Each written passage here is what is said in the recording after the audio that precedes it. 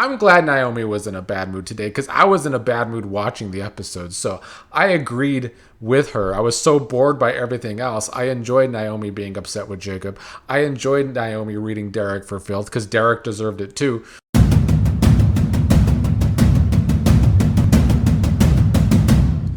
Good afternoon or evening, everyone, my fellow Beyond the Gates fans out there. Here to talk about today's November 3rd, 2025 episode. And I wish so much that I had a better episode to talk about today. But instead, the show decided to start November sweeps with what I genuinely believe is one of the most boring episodes this show has ever put on. It was quite the choice to start November sweeps with this episode. It was not good. It was not good. I mean, truly, if you don't care about Eva and Leslie's relationship, or you don't care about Ashley and Derek's relationship, which I don't, or you are bored with Naomi and Jacob, which I am, then this show was nothing. I guess for me, the Eva and Leslie scenes were the best scenes. And then the other scenes were Vernon and Anita and Laura planning their celebration, their Winterfest thing, which wasn't exactly riveting either. That was filler. That was definitely filler. So I guess the big story today was Ashley and Derek and their debacle, but I mean, it's the worst story on the show, although there's several contenders these days, unfortunately, with the way the writing has gone for Beyond the Gates over these past few months. Derek talked to Shanice today about a possible wedding date and if she could help get Ashley off on a day so they can have a wedding, and Shanice says she can. So Derek decided to call Jacob and Naomi and have them come over to the hospital. Jacob and Naomi were in the middle of an argument because Jacob still feels some kind of way about their issue when she was pregnant and she didn't want to keep the baby, and he did. And Naomi seems done with wanting to talk about that, but Jacob is saying it's still the elephant in the room and they need to talk about it. And while I get where Jacob is coming from, he needs to let it go. Jacob is the problem for me with this story and has been the whole time. I know a lot of people have been mad at Naomi with her point of view, but the fact is she's not pregnant anymore, or she never was. And so why is Jacob still bringing this up? And I get that the show wants them to have a realistic problem, but Jacob's in the wrong. If you got into the marriage and you agreed that you didn't want kids, if that was the agreement coming into the marriage, I agree with Naomi that if he's the one that wants to change his mind, he either needs to swallow it and get over it, or they need to divorce. Like, those are the options. Jacob got into this marriage knowing and saying that he was okay never having kids, and now he suddenly seems to want kids because Naomi was almost pregnant, but she's not pregnant. So get over it, Jacob. I'm glad Naomi was in a bad mood today because I was in a bad mood watching the episode. So I agreed with her. I was so bored by everything else. I enjoyed Naomi being upset with Jacob. I enjoyed Naomi reading Derek for filth because Derek deserved it too. Derek calls them all over to discuss a possible wedding date, but it really did come off as him pressuring Ashley for a wedding date. But Ashley is not in the right either. Ashley is a huge part of the problem for these two's relationship, and she has been the whole time. In fact, it's been several weeks now, but when they first started this story about how Derek was going to hide the fact that he can't walk from Ashley, I talked about how the show was trying to make Derek the bad guy in this situation in an attempt to make us feel better about the Ashley character, maybe agree with the Ashley character.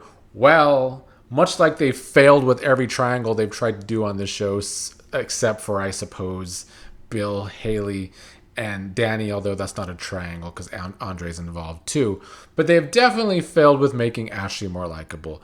Again, here, I feel like Ashley came off unlikable because she too has been in the wrong the whole time. She too told a white lie that she couldn't get a day off to pick a wedding date. She lied to Derek that she couldn't pick a wedding date so that she could put that off, and now is trying to gaslight Derek that he's in the wrong for pressuring her to make a wedding date, instead of just saying the truth that she doesn't want to make a wedding date yet. So Ashley is still in the wrong, and now she's trying to be a gaslighter. At the end of the day, though, I just wonder, does anyone actually care about this storyline? Maybe Devin in the comments, he might be the only one because he's still new to the show. So he hasn't had to suffer for 8 months with these two characters sucking the air out of every episode that they're in. I truly believe, I've watched a lot of soap operas in my day. I've seen at least a few years of every American soap opera that's debuted since the 80s. I think. Maybe not Loving, but every other soap opera I've seen at least a few years of, if not several years of. Ashley is the most abysmal character I've ever seen on an American soap opera. They've done such a bad job writing her, and this crap story with Derek and his legs isn't going to fix it. She's going to find out the truth this week that he can walk. We see that in the preview. It seems to be the only story they're moving along this first week of November sweeps, which is disappointing, but I guess it is what it is. So I do need to lower my expectations for November sweeps because I don't think I'm going to enjoy this first week of November sweeps very much. And I guess we should talk about, I don't know what to talk about next. Let's talk about Vernon, and we'll save Eva and Leslie for last. Today, Anita and Vernon are planning their Winterfest, and then Vernon calls Laura over to help, and we get some scenes with Lauren and Anita that I'm not invested in because the show has not invested in Laura as a character. Especially by the end of the episode, Laura's talking about problems with this boyfriend of hers that we've never seen. Like, why am I supposed to care or be invested in that conversation? Like, you haven't developed Laura as a real character, so I don't care about hearing her relationship problems that we've never seen. But whatever. The big story here was Vernon sneaking away to a hotel room and seeing Sharon. Sharon being one of the articulates. We haven't seen her in a few months. She's in the band with Anita. I am still thinking and hoping it is a misdirect, that it isn't Vernon having some affair with Sharon. I think they are maybe, hopefully, planning some surprise for Anita at Winterfest. That would be my speculation.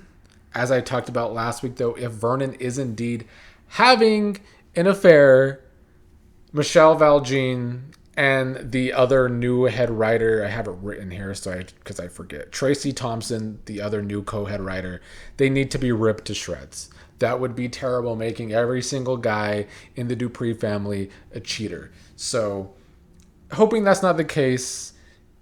I was hoping it was something bigger, like Barbara Was Alive. That would have been some way better soap opera for me than whatever surprise he's probably planning with Sharon.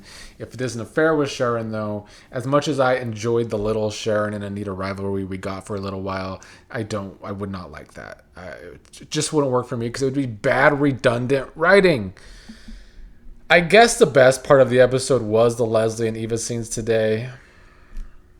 I know a lot of people are no longer invested in Leslie. They want her to get some payback against her, and I can see why people want that. I have always enjoyed the Eva and Leslie mother and daughter relationship, though, and I do feel like these scenes were at least overdue for them to have some realistic, loving mother-daughter scenes. The show has gone into overdrive to humanize Leslie as of late. This was another step in that direction. She's getting what she always wanted for Eva, that Ted wants Eva to be around with the family. Although, is Ted around with the family anymore? I feel like the only people that are going to be around with Ted's family is Andre. It's going to be Ted, Andre, and Eva. That's going to be these big family gatherings unless they invite Leslie too, because Ted's getting pretty shunned by the Duprees, and we see by the preview he's going to fall out with Kat this week, and he never visits Martin. So yeah. But anyway, this whole thing with Ted wanting Eva to call him dad now and wanting this friendship with Leslie is bringing Eva and Leslie closer, because Leslie has always wanted a better life for Eva, and I do believe that as someone that grew up poor, that Leslie has wanted Eva to have a better life, and now she is getting money. Now Eva's finding a father, which is what Eva's always wanted in her life, a father figure. She has Ted now. And so Leslie and Eva sat there and cried about how they love each other. Eva saying she finally got the life that Leslie wanted for her, and she will always love Leslie for that.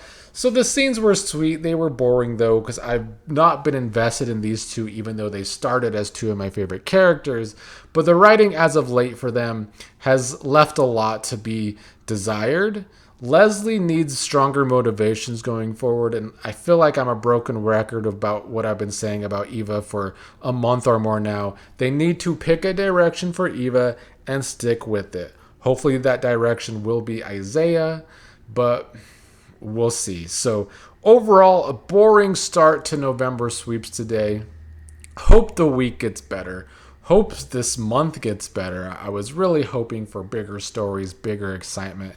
They really do need to bring it with the writing more. This show can be way soapier and way messier than what it's been as of late, but it doesn't seem like we're going to get that change this week, and maybe not this month at all, which is disappointing.